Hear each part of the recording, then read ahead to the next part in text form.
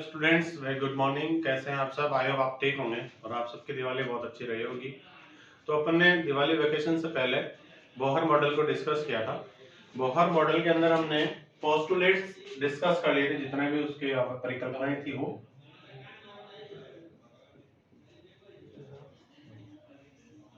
ठीक है, थोड़ा सा एक बात ब्रीफली मैं आपको इंट्रोड्यूस कर देता हूँ। बोहर्स मॉडल में हमने क्या देखा था? हमने पोस्टुलेट्स देखे थे। पहला पोस्टुलेट हमारे पास ये था कि कोई भी एक इलेक्ट्रॉन ई है जिसका मास m है, वेलोसिटी v है और न्यूक्लियस से r डिस्टेंस पर वो मूव कर रहा है, तो उसके ऊपर दो फोर्स लगते हैं। वो फोर्स होते हैं, एक तो होता है सेंट्रीपिटल फोर्स, दूसरा होता है सेंट्रीफ्यूगल फोर्स, और दोनों बराबर और अपोजिट इन डायरेक्शन होते हैं, मैग्नीट्यूड में बराबर होते हैं। तो वहां से हमने एक फॉर्मूला निकाला था mv² बराबर z² अपॉन r। ठीक है, फिर हमारा दूसरा पोस्टुलेट था, ठीक है, कि न्यूक्लियस से स्टार्ट करना है और 1 2 3 4 5 हम नंबरिंग कर सकते हैं। ठीक है, ये न्यूक्लियस है, 1 2 3 4 5 ये number of k l m n o, इस तरह से अपन ऑर्बिट को नंबर दे सकते हैं, नेम दे सकते हैं। ठीक है, या 1 2 3 मैथमेटिकली अपन बोल सकते हैं 1 2 3 4 5। स्टार्टिंग कहां से करनी है? न्यूक्लियस के पास से, यानी न्यूक्लियस के जो सबसे पास होगा वो पहला ऑर्बिट होगा, पहला शेल होगा, ये ध्यान में रखना था आपको। ठीक है, उसके बाद दूर आप कितने भी जाओ इंफिनिटी तक, कोई दिक्कत नहीं है यहाँ पर। ठीक है,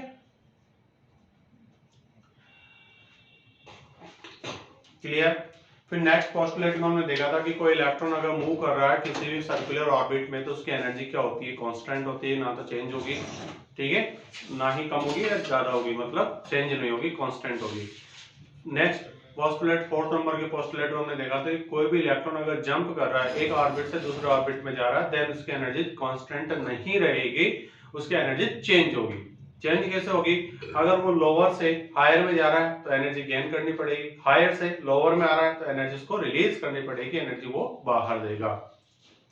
राइट, अब आगे अपन बात करते हैं लास्ट पोस्टुलेट फिफ्थ नंबर का जो था उसके, तो उसमें क्या बताया था आपको कि वो इलेक्ट्रॉन जो है ऐसे ऑर्बिट्स में मूव करेगा जिसका एंगुलर मोमेंटम mvr, ये फिफ्थ पोस्टुलेट में आपको बताया था, mvr बराबर nh अपॉन 2 पाई हो, यानी कि यहाँ पर n की वैल्यू क्या होगी?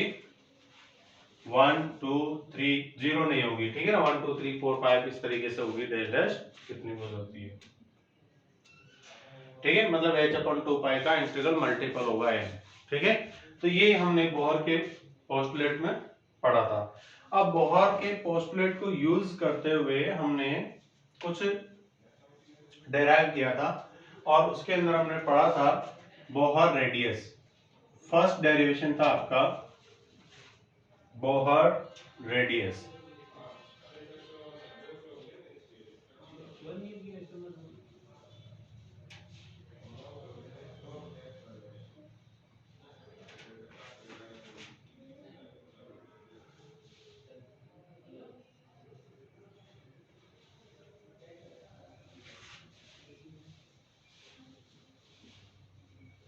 बोहर रेडियस, ठीक है, इसका डेरिवेशन मैंने बताया था आपको, स्कूल एग्जाम के हिसाब से इंपॉर्टेंट भी है और कंपटीशन एग्जाम के हिसाब से भी इंपॉर्टेंट है।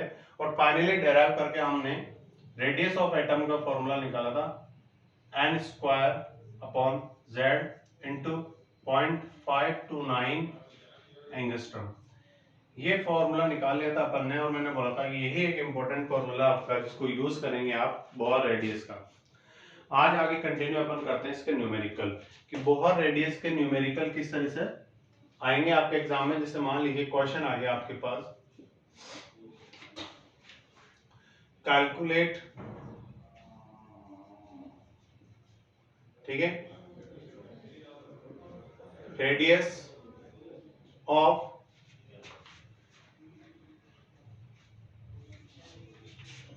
Calculate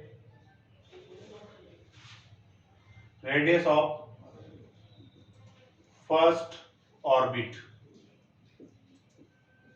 of hydrogen atom. एक और चीज मैंने आपको बता दी थी कि बोहर मॉडल जो है सिंगल इलेक्ट्रॉन स्पीसीज पे लागू होता है, ठीक है, जैसे हाइड्रोजन और उसके जैसे हाइड्रोजन में तो एक ही इलेक्ट्रॉन होता है, बट जैसे आप हीलियम की बात करोगे तो हीलियम पर एप्लीकेबल नहीं होगा, मगर हीलियम +1 पे एप्लीकेबल हो जाएगा। क्यों? क्योंकि हीलियम में 2 इलेक्ट्रॉन है, बट हीलियम +1 में क्या होगा? एक ही होगा। ठीक है, ऐसे लिथियम का एटॉमिक नंबर 3 होता है। लिथियम में कितने इलेक्ट्रॉन होते हैं? लिथियम 3 इलेक्ट्रॉन होते हैं। तो यहाँ पर Li+2 होगा, तो फिर कितने बचेंगे? केवल 1 इलेक्ट्रॉन। तो Li+2 के लिए ये एप्लीकेबल होगा बोर मॉडल, बट Li पर एप्लीकेबल नहीं होगा, ठीक है ना। अच्छा, यहाँ पर n क्या होता है बता दिया था, n यानी नंबर ऑफ ऑर्बिट, कोषों की संख्या। z क्या है? एटॉमिक नंबर, एटॉमिक नंबर, परमाणु क्रमांक, ठीक है। चलो अब क्वेश्चन में देखो, calculate radius of first orbit. पहले ऑर्बिट की बात की है तो ये n बराबर 1 हो गया, ठीक। ऑफ हाइड्रोजन, हाइड्रोजन की बात कर रहा था, हाइड्रोजन का एटॉमिक नंबर क्या हो गया? 1, ठीक। तो अपन आंसर में लिखेंगे सबसे पहले गिवन z बराबर 1 दे रखा है और n बराबर भी क्या दे रखा है?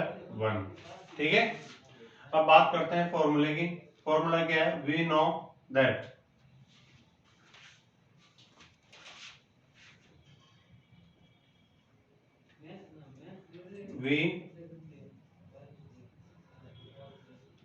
we know that R, अब देखो यहाँ हाइड्रोजन पूछ रहा है तो A की जगह एटम था, यहाँ R, A का मतलब क्या है? एटम। तो आप यहाँ पे क्या कर सकते हो बेटा? यहाँ पर RH लिख सकते हो, कोई दिक्कत नहीं है, ठीक है। अब RH किसके लिए? फर्स्ट ऑर्बिट के लिए, ठीक है। तो आप इसको ऐसे भी लिख सकते हो, फर्स्ट ऑर्बिट के लिए R1 नाम हो जाएगा इसका, है ना, रेडियस का R1, मतलब ये R और अपन ने 1 लिख दिया। अब किसके लिए बात कर रहा हूं? हाइड्रोजन के लिए, तो ब्रैकेट में बंद करके हाइड्रोजन लगा दो। ये R1H का मतलब हाइड्रोजन के फर्स्ट ऑर्बिट की, R2H होगा तो हाइड्रोजन के दूसरे ऑर्बिट की, R3H होगा तो यानी हाइड्रोजन के तीसरे ऑर्बिट की रेडियस की बात अपन करने जा रहे हैं, ठीक है। चलो फॉर्मूले में बात करें तो ऊपर क्या आता है? n² इंटू 0.529 एंगस्ट्रॉम, ये फॉर्मूला हो गया आपका। अब वैल्यू पुट करो, n बराबर 1, 1 का स्क्वायर, z क्या है? 1 इंटू 0.529 एंगस्ट्रॉम। सॉल्व कर लो, 1 का स्क्वायर 1 ही होता है, तो 1 इंटू 0.529 एंगस्ट्रॉम बराबर कितना आंसर आ गया? 0.529 एंगस्ट्रॉम, ये आंसर आ गया बेटा आपका। यानी पहले बोहर ऑर्बिट की रेडियस क्या होगी हाइड्रोजन के लिए? 0.529 एंगस्ट्रॉम। क्लियर?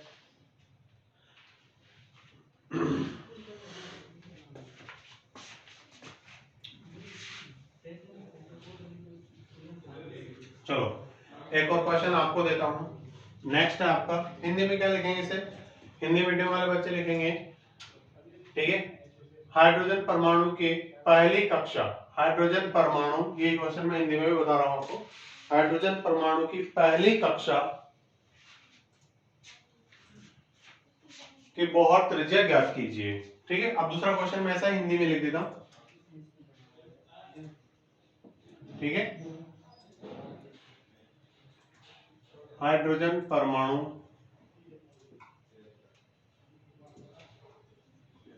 की, हाइड्रोजन परमाणु के दूसरे की बात कर लेते हैं,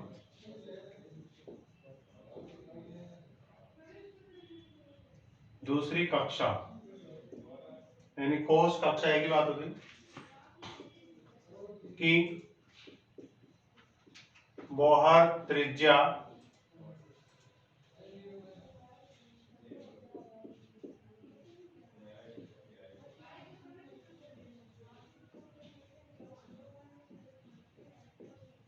ज्ञात करो, ठीक है।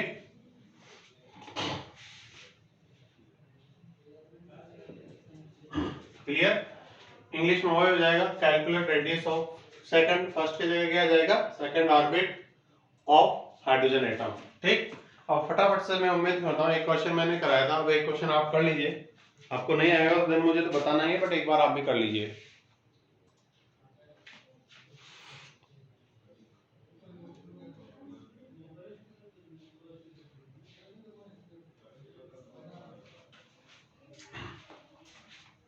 देखिए सबसे पहले गिवन n बराबर क्या आएगा ये समझना है। यहाँ पे कौन सा ऑर्बिट बोल रहा है, दूसरा ऑर्बिट, सेकंड ऑर्बिट, तो n बराबर क्या हो गया 2 और z बराबर क्या दे रखा है 1, हाइड्रोजन की बात कर रहे हैं अपन, ठीक है। अब देखो यहाँ पर n बराबर 2 है, z बराबर 1 है, तो वही फॉर्मूला वी नो दैट, क्या जानते हैं अपन r। अब r सेकंड ऑर्बिट की बात कर रहा है, r2 हाइड्रोजन है, ब्रैकेट के बाहर h लिख दिया, बराबर n square upon z into 0.529 angstrom. अब देखो n बराबर वैल्यू पुट कर दो, क्या करोगे 2, 2 का स्क्वायर क्या हो जाएगा 4, आगे चल के z बराबर क्या है 1 इंटू 0.529, कितना हो गया बेटा 2 का स्क्वायर 4 इंटू 0.529 एंगस्ट्रॉम। ये आंसर आ गया, इसे और आगे आप सॉल्व कर लेना, ठीक है। फिर अगर अपन बात करें नेक्स्ट क्वेश्चन,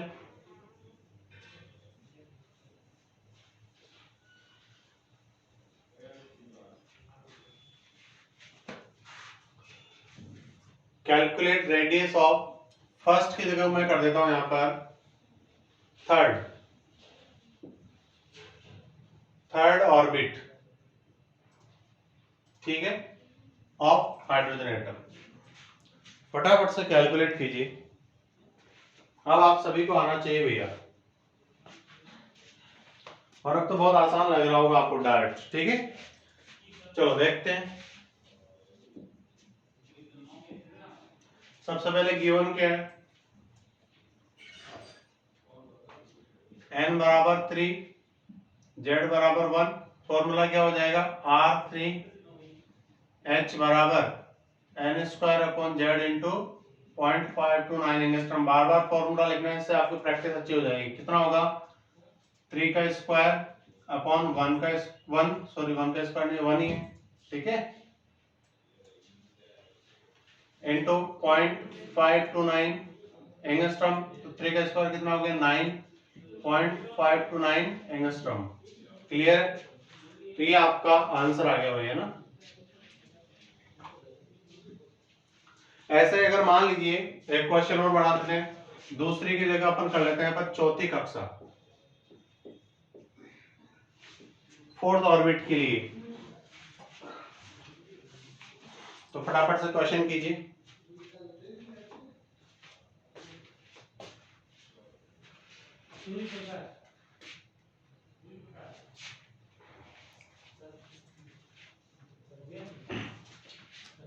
तो फोर्थ ऑर्बिट के लिए n बराबर क्या हो जाएगा 4, ठीक है, सेम रहेगा। यहाँ पे r2 की जगह क्या हो जाएगा 4, और यहाँ पे ये कैलकुलेशन बदल जाएगी, क्योंकि 4 का स्क्वायर करोगे आप अपॉन 1 इंटू 0.529 एंगस्ट्रॉम, यानी 16 इंटू 0.529 एंगस्ट्रॉम आंसर।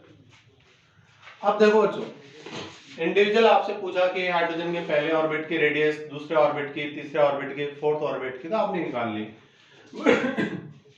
ये स्कूल में क्वेश्चन आ सकता है 11th क्लास एग्जाम में, कंपटीशन में यही टॉपिक का क्वेश्चन कैसा आएगा देखो मैं आपको बताता हूँ। पहले अपन लिख लेते हैं, ठीक है। अभी अपन ने तो फाइंड आउट किया हाइड्रोजन एटम के लिए, हाइड्रोजन एटम के लिए हमने क्या किया, R1 फर्स्ट ऑर्बिट की रेडियस कितनी आई थी अपने पास 0.529 एंगस्ट्रॉम, ठीक। R2 कितना आया था हमारे पास 4 इंटू 0.529 एंगस्ट्रॉम। R3 कितना आया था हमारे पास 9 इंटू 0.529 एंगस्ट्रॉम। R4 कितना आया था आपके पास 16 इंटू 0.529 एंगस्ट्रॉम, ठीक। ये डाटा आपके पास है। क्वेश्चन कैसे आएगा एग्जाम में, क्वेश्चन आया मान लो कंपटीशन एग्जाम में, अरेंज द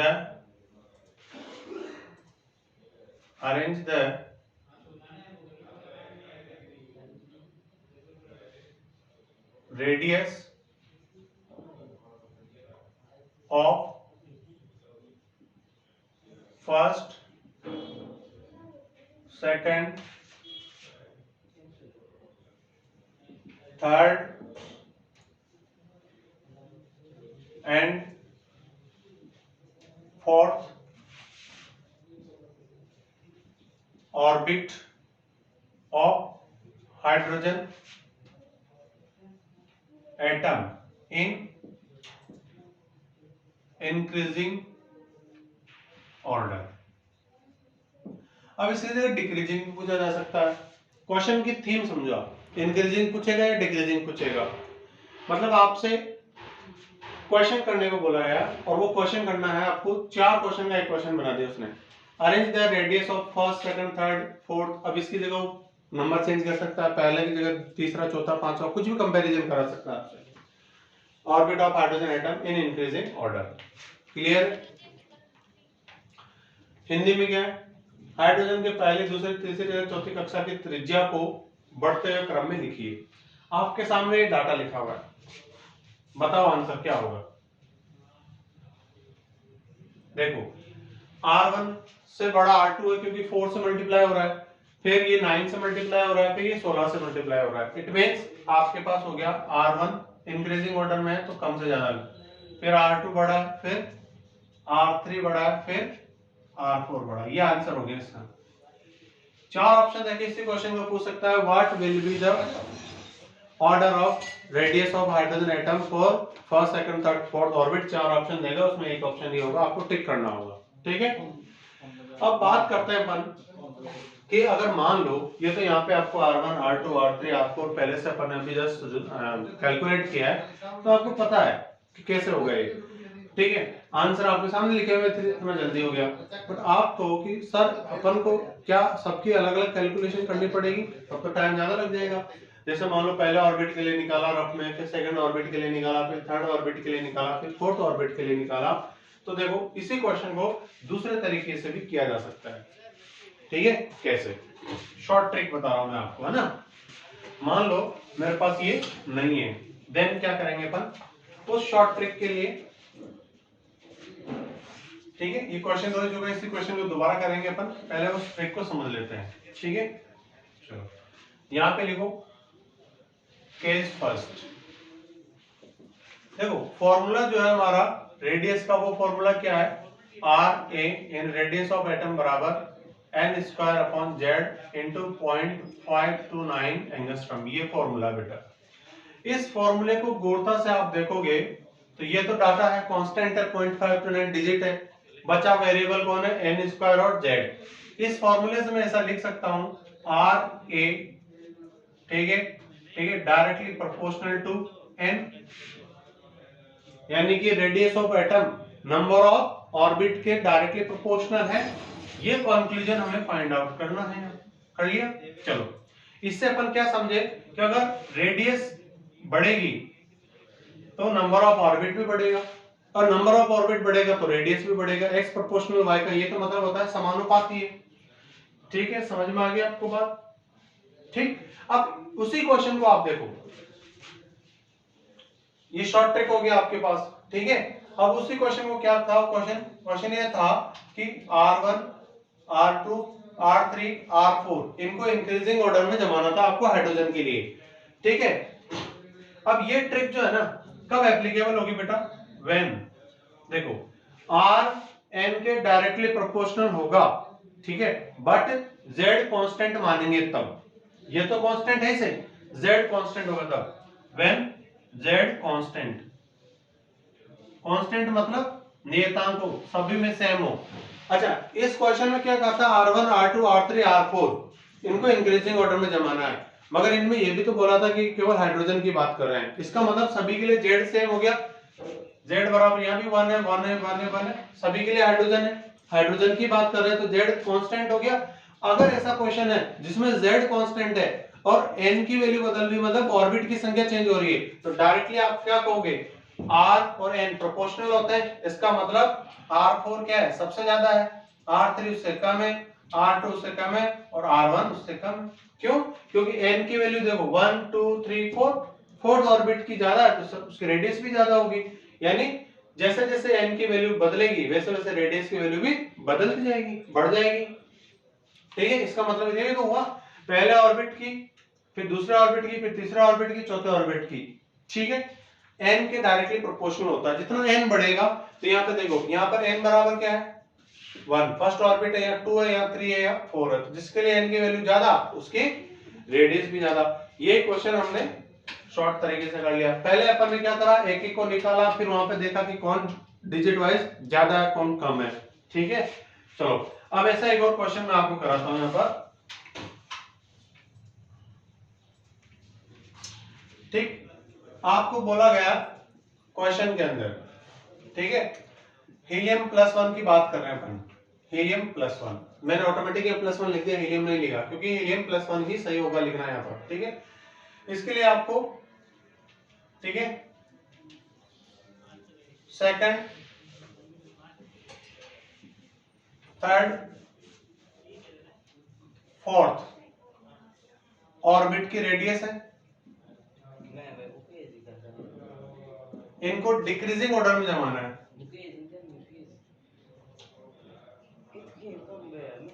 डिक्रीजिंग ऑर्डर में जमाना है, बताओ फटाफट से, इस ट्रिक से बताओ। देखो सबके लिए z क्या हो गया कांस्टेंट, क्योंकि हीलियम z बराबर क्या दे रखा है आपको 2, कांस्टेंट हो गया। इसका मतलब सेकंड ऑर्बिट के लिए n बराबर क्या है यहाँ पर 2 या 3 या 4, तो क्या हो जाएगा डिक्रीजिंग ऑर्डर में, तो r4 ज्यादा होगा, फिर r3, फिर r2, ये डिक्रीजिंग ऑर्डर हो गया। बट ये फॉर्मूला तभी लागू होगा जब z कांस्टेंट होगा, यानी z सभी में समान होगा, एक जैसा होगा। ठीक है, तो इस तरह के क्वेश्चन की आप प्रैक्टिस कीजिए, फिर इसके आगे की चर्चा अपन नेक्स्ट क्लास में करेंगे। Thank you so much.